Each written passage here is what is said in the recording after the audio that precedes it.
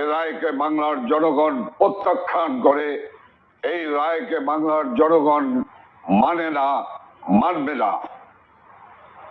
এই রায়ের প্রতিবাদে আগামীকাল সারা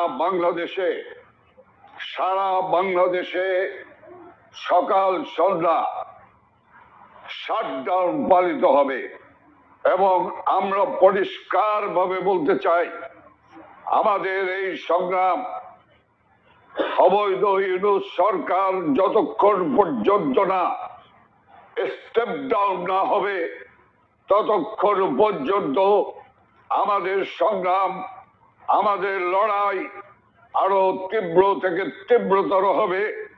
Accused Sheikh Hasina is liable to be punished under Section 32A, 32H, 41B, and 43 of the International Crime Tribunal, Section 1970. Accused Prime Minister Sheikh Hasina, accused Home Minister Asaduজ্জামান Khan Kamal, and accused Inspector General of Police Chaudhry Abdullah Al Mahmood liable for the atrocities.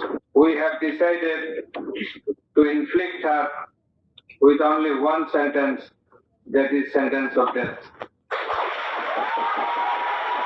The properties of accused Sheikh Hasina and accused Asaduজ্জামান